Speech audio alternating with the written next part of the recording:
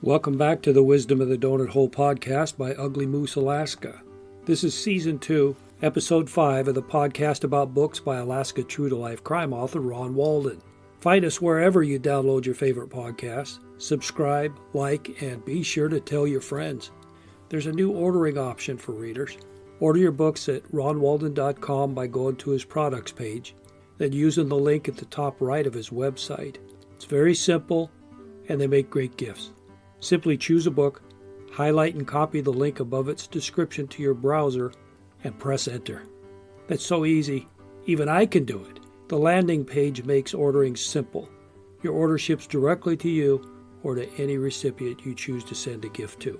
This episode is Ron Walden's novel from 2012, Poacher's Paradise. An Alaska wildlife trooper patrolling the Mystery Creek area of the Kenai Peninsula with a U.S. wildlife officer found a partially butchered, illegally taken cow moose. A few feet away, they discover the body of the poacher, obviously killed by a large bear.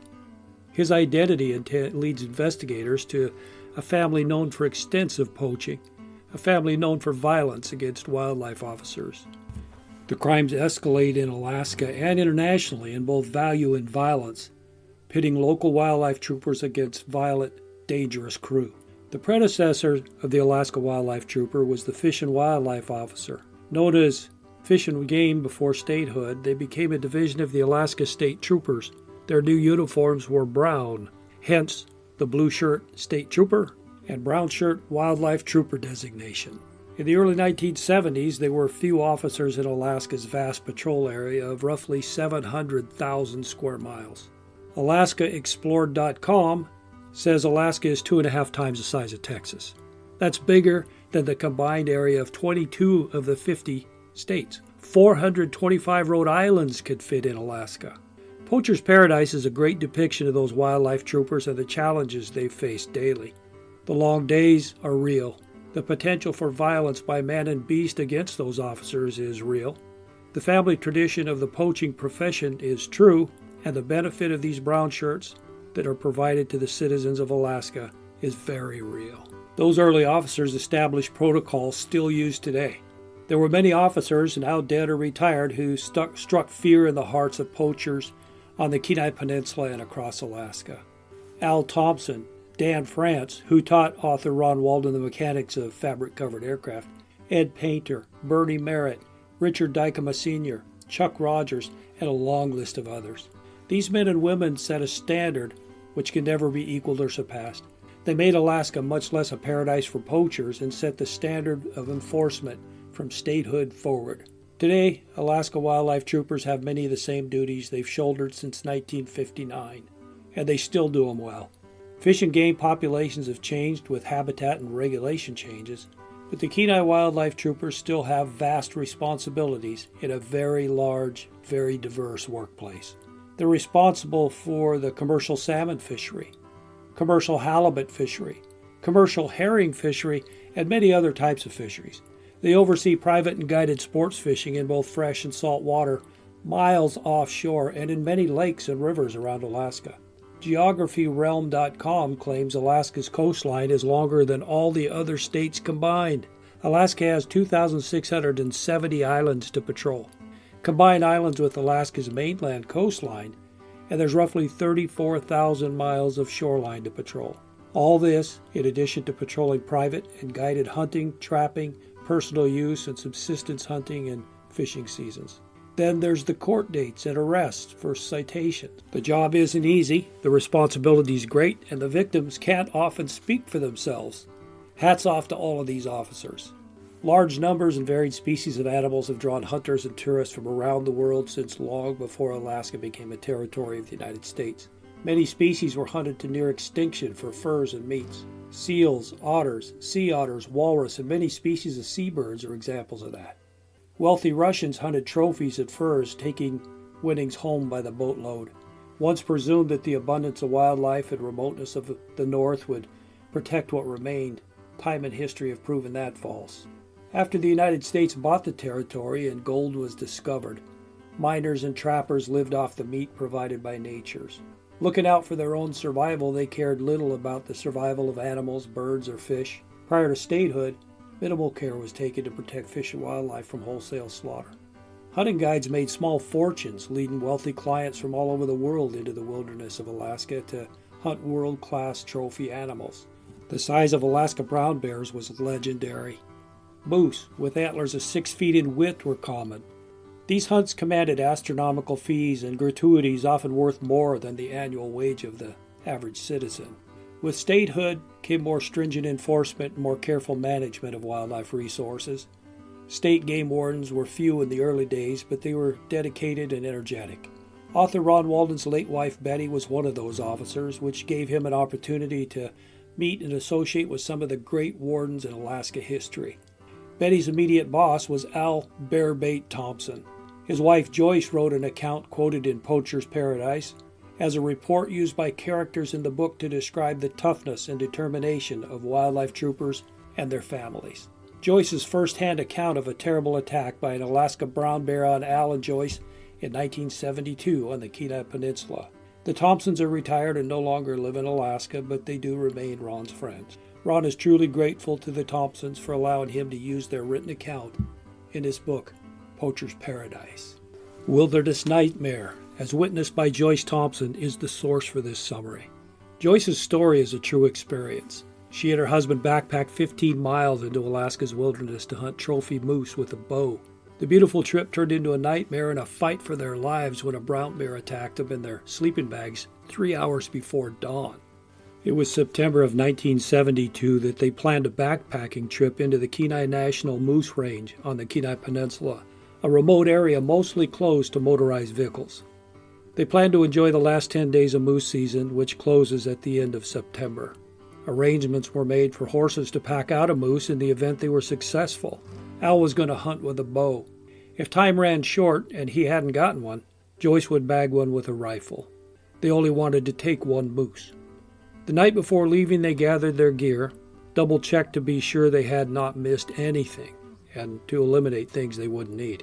Al took his 65-pound bow and glass arrows tipped with razor-sharp black diamond-tipped delta heads. He would carry his .44 Magnum revolver, and Joyce would take her .30-06 rifle. They stuffed their gear into 2 very full packs. Next morning, they had a friend drop them off at a horse trail, where they'd start their hike. This would eliminate the need for their vehicle to sit roadside for 10 days. They adjusted their packs and started down a trail. It was a beautiful, warm, sunny day. The leaves were golden and the smell of fall was in the air. Joyce recalled the previous year about the same time in September when she had dropped Al and a friend at this same trail. It was the same kind of day. As she watched them walk out of sight, she fought back the urge to call out, "Wait for me, I'm coming too." Fighting back her disappointment at being left behind, she drove home. Now she was following Al down the trail, happy and feeling like $1 million. It took 8.5 hours of steady hiking to reach the area where they wanted to camp. Every muscle of Joyce's body ached and her feet were sore. It was almost dark. They hurriedly made camp, fixed something to eat before turning in for the night. The next day they organized the camp into a very comfortable one. They built a lean-to of logs and plastic. They placed boughs on the ground as a mattress, covering them with plastic. The front of the lean-to had a plastic flap to close out the cold air.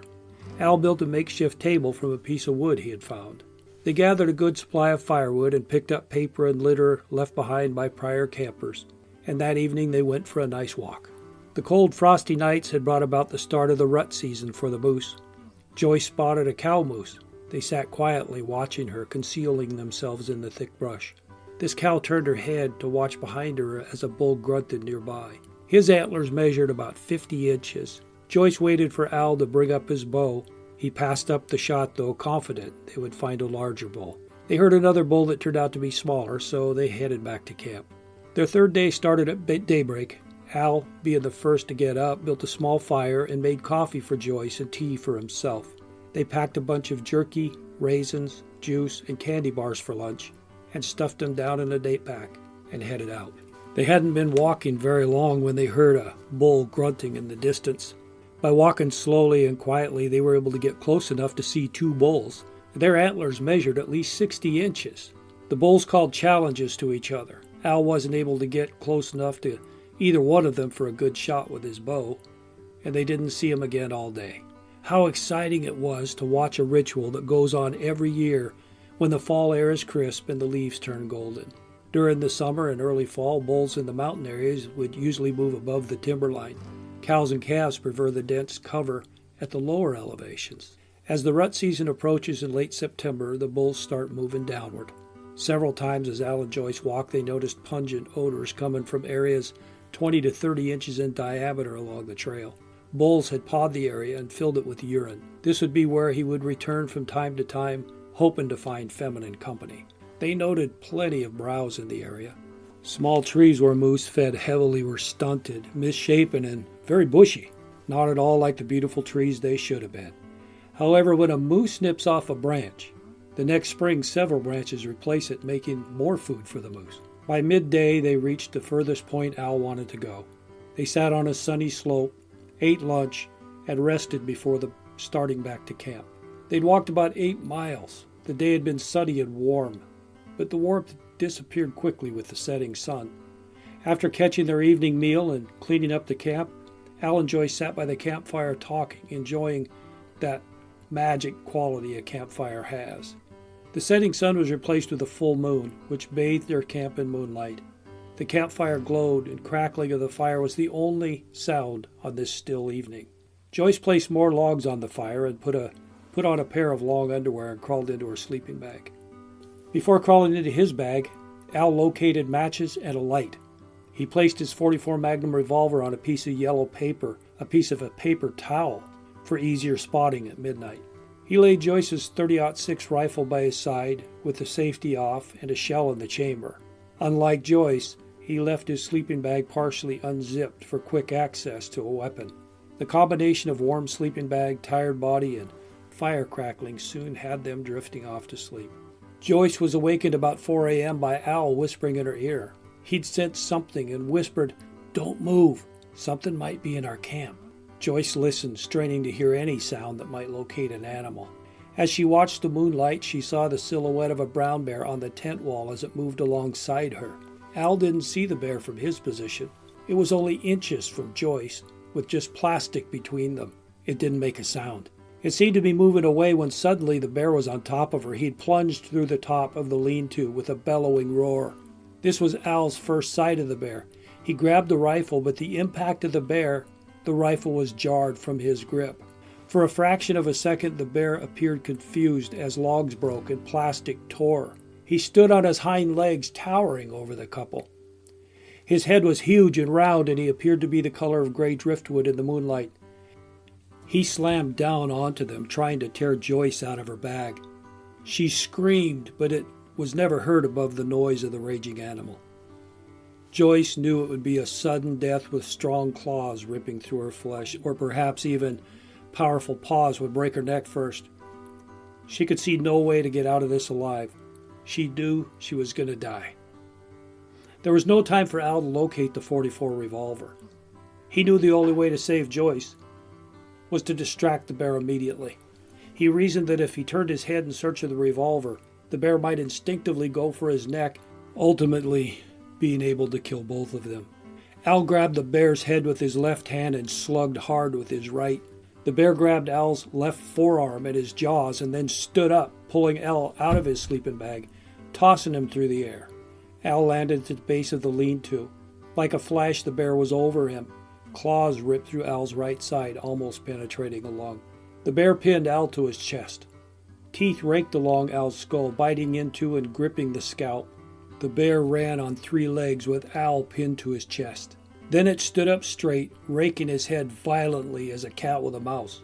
Al's feet never touched the ground. After running about 25 yards, a large part of scalp tore loose from Al's head, causing the bear to momentarily lose its grip. Realizing the heavy weight of the animal and horrible noise were gone, Joyce rose up. Al's sleeping bag was lying beside hers empty. She hadn't seen Al struggle with the beast because her head had been covered. She was baffled as to where he and the bear had gone. Joyce stood up in her sleeping bag, pulled the bag down and stepped out of it. Searching for a weapon, she saw the .44 revolver on the yellow paper towel. The rifle was nowhere in sight. Where was Al? Where was this bear? Even though it wasn't completely dark, Joyce couldn't see any movement or silhouettes, nor could she hear any sounds. The bear was only about 25 yards from her, and she could strongly sense the danger. The bear would overtake her if she ran, and he would have the advantage far away from camp. Joyce immediately decided to stick the revolver in her waistband and try to climb a tree. Unlike black bears, brown bears avoid climbing trees unless they can pull themselves up using the tree limbs. Dressed completely in white, including her socks, she must have been a highly visible target as she moved in the moonlight. The trees were large with no low limbs for her to reach. Dismissing any chance of escape, Joyce cried, "God, please help us." She braced herself while holding the revolver in both hands. She knew she might not be able to kill the charging bear before he got to her. As Al was being carried away by the bear, he thought, what a hell of a way to die. Then he thought of Joyce faced with the dread of having a dead husband miles from anywhere or anyone and having to hike out alone. He grew angry. A strong urge to fight for survival overcame him. A brown bear is able to drag off a full-grown moose. Strong claws can move boulders and huge chunks of earth. A blow from a paw can easily break the neck of a moose or even another bear. No man could come close to matching that strength. As Al realized, his only chance was to convince the bear he was dead. When his scalp tore off, the bear momentarily lost grip. Al fell on a hump of peat moss. He grabbed the hump with his right arm, and he held his face and stomach tight to the ground to protect him from being clawed open. He took a deep breath and held perfectly still. The bear cuffed him, leaving horrible claw marks along his side and shoulders. He bit into Al's back twice while standing over him, looking for signs of life. There were none. To withstand this and remain conscious displayed remarkable self-discipline. The pain must have been excruciating. Joyce heard the bear moving away from her toward a little lake nearby. As she listened to locate the bear, Al called to her. She turned toward his voice to see him running to her. As they neared each other, Joyce could see his shirt was torn and he was covered with blood. "I'm hurt bad," Al said, "but I'm going to live." With his next breath, he ordered, "Find the rifle, quick." "Where do you think it is?" Joyce asked. "Look at the end of the lean-to. It may have landed over there," he answered. Only moments had passed since the attack began, but it seemed much longer. As Al wiped blood from his eyes, he held the revolver while Joyce searched for the rifle. She felt around for it in the darkness, finding the rifle and a shirt to cover Al's head wounds. Blood was pouring over his eyes from his scalp injuries. Their minds were working fast, lining out immediate needs. A fire! Got to get a big fire going. This was done quickly thanks to the dry wood, kindling, and paper they'd collected earlier. In a few seconds, the flames were high, and the wood was starting to ignite. Al slumped on the sleeping bag. He was cold and starting to shake. The temperature was about 25 degrees. He must have lost a great deal of blood and was possibly going into shock. "I've got to get him warm and look at those wounds," Joyce thought. She pulled their sleeping bags close to the fire for Al's comfort. She checked his wounds. He'd been badly mauled. She looked for spurting blood, which would indicate arterial bleeding. His legs were uninjured. He had a large hole in his side under his arm, damage inflicted by the bear's claws. This required covering by large compress, which they had included in their first aid kit. Joyce had sewn large game bags and unbleached muslin for this hunt. The material was new and clean. She tore it into long strips for bandages. Al's head was very bloody. Half the skin on his forehead was missing from the bottom half of his left eyebrow, extending to his hairline. Due to the blood and poor light, Joyce didn't notice part of his scalp was actually gone. She thought it had been torn back, but still attached. She wrapped his head in several layers of bandages that were quickly soaked with blood again. His left arm was badly chewed and the pain was severe. Al told Joyce, "Use my knife, cut off the shredded piece of flesh hanging from the largest wound. There appeared to be a lot of muscle and nerve damage." Joyce squeezed a tube of first aid cream on the wounds until it was empty, then wrapped his arm. Wasn't much more she could do. She made some strong tea on the fire for Al. He drank it along with some aspirin. All the while, Joyce and Al watched and listened for any sign of the bear's return. They still had 3 hours until daylight. The night air was cold. The water had frozen in the plastic water jug. Until now, Joyce hadn't noticed the cold, though she still had no shoes on. She found her shoes and clothes and quickly pulled them on. This was the longest 3 hours of Joyce's life. She talked loudly, often repeating herself just to make noise. Al laid still, resting and drinking strong tea. Joyce circled the fire, listening for any noise in the brush, watching for any more shadows. She used a large share of the wood they'd gathered earlier, keeping the fire bright until daylight. At dawn, the injured couple began a 15-mile walk to the nearest road for help. Troopers returned that same day to the site of the attack to recover the warden's scalp. They took it to the hospital where it was reattached. This is an incredible story of courage and strength and woodmanship. Surviving the initial attack was miraculous in itself. Having the presence of mind and skills to stop bleeding and enable serious traumatized man to trek to safety is the stuff of which Alaska legends are made. Life for wildlife troopers stationed at the Soldotna post where Al worked can be complicated. Salmon run in the Kenai River until it freezes.